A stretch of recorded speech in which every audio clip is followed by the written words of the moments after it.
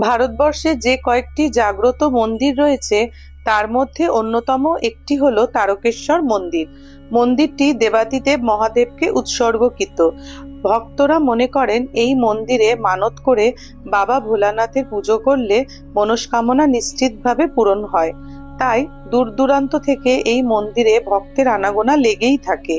বিশেষ করে এই শ্রাবণ মাসের প্রত্যেকটি দিন, শিবরাত্রির দিন, চৈত্র সংক্রান্তির দিন এবং প্রত্যেক সোমবার দিন হাজার হাজার ভক্তের উপস্থিতি লক্ষ্য করা যায় এই তারকেশ্বর শিব মন্দিরে। পৌরাণিক বিশ্বাস থেকে জানা যায়, ১৬শ শতাব্দীর শেষ দিকে হুগলি জেলার রামনগর অঞ্চলে বিষ্ণুদাস নামে এক স্থানীয় ক্ষত্রিয় রাজা রাজত্ব করতেন।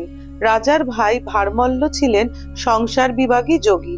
যেখানে তারকেশ্বরের মন্দির, সেই অঞ্চলের নাম তখন ছিল তারপুর। বিষ্ণুদাসের ভাই ভারমল্ল রোজ বনে যেতেন ফলমূল ও মধু সংগ্রহ করতে। প্রায় তিনি লক্ষ্য করতেন একটি বড় কালো রঙের শিলাখণ্ডের ওপর গাভীরা এসে দুধ দিয়ে যায়। এই অদ্ভুত ঘটনা তিনি তার দাদাকে বলেন। শিবভক্ত বিষ্ণুদাস বনে এসে এই দৃশ্য দেখে শিহরিত হন।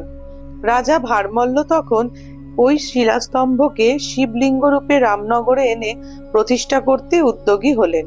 কিন্তু অনেক মাটি খুঁড়েও পাথরের মূল খুঁজে পাওয়া গেল না।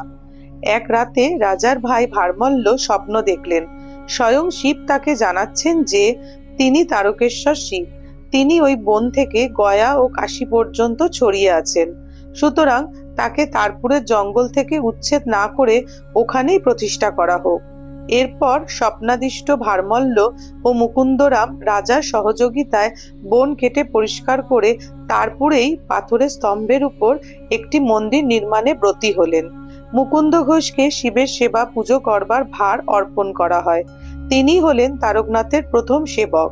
মন্দির যাওয়ার জন্য ট্রেনে করে তারকেশ্বর স্টেশন নেমে সহজে যাওয়া যায়। গাড়িতে যেতে হলে কলকাতা থেকে ২ থেকে ২.৫ ঘন্টা সময় লাগবে। ডিস্টেন্স পড়বে প্রায় ৬০ কিলোমিটার। ঘন্টা হিসেবে থাকা খাওয়ার জন্য অনেক হোটেল পাবেন। দিনের দিন পুজো দিয়ে ফিরতে চাইলে সেটাও পারবেন। জয় তারকনাথ।